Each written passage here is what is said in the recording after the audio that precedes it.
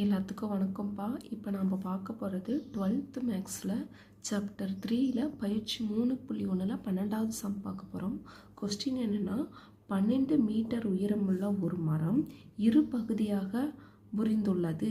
முறிந்த இடம் வரை இருக்கும் கீழ்ப்பகுதி உடைப்பின் மேல் பகுதி நீளத்தின் கனமூலமாகும். இந்த தகவலை கீழ்ப்பகுதியின் நீளம் காணும் வகையில் கணிதவியல் கணக்காக மாற்றுக. என்ன சொல்லியிருக்காங்கன்னா, ஒரு மரம் 12 மீட்டர் உயரமாக இருக்குது. அது ரெண்டாக உடையுது. அதில் கீழ்ப்பகுதி இருக்கு இல்லையா, முறிந்த இடம் வரை இருக்கும் கீழ்ப்பகுதி மேல் பகுதியின் மேல் பகுதியின் நீளத்தின் கனமூலமாகும்.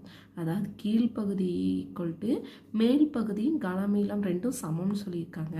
இந்த தகவலை கீழ்ப்பகுதியின் நீளம் காணும் வகையில் கணிதவியல் கணக்காக மாற்றுக.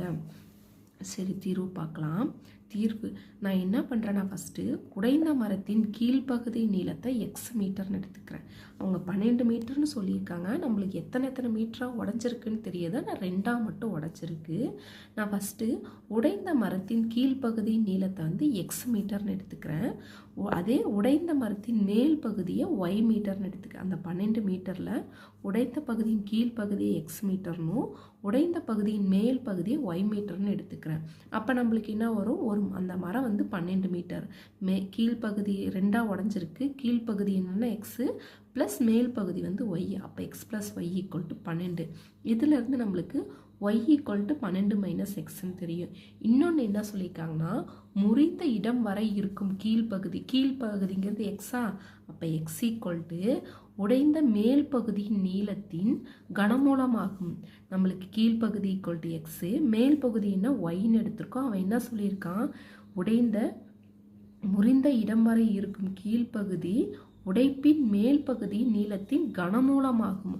அப்போ எக்ஸ் ஈக்குவல் டு எக்ஸ் கீழ்ப்பகுதி, எக்ஸ் ஈக்குவல் டு மேல் பகுதியின் கனமூலம்னா கியூப் ரூட் ஆஃப் ஒய். அப்போ இதை கியூப் பண்ணோம்னா எக்ஸஸ் கியூப் ஈக்குவல் டு ஒய்ன்னு கிடைக்கும். அப்போ எக்ஸஸ் கியூப் ஒய்யோட வேல்யூ நம்ம என்ன கண்டுபிடிச்சோம், y equal to 12 minus x.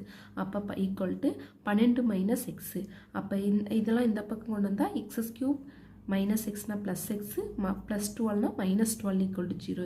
இதுவே தேவையான கணிதவியல் சமன்பாடாகும்.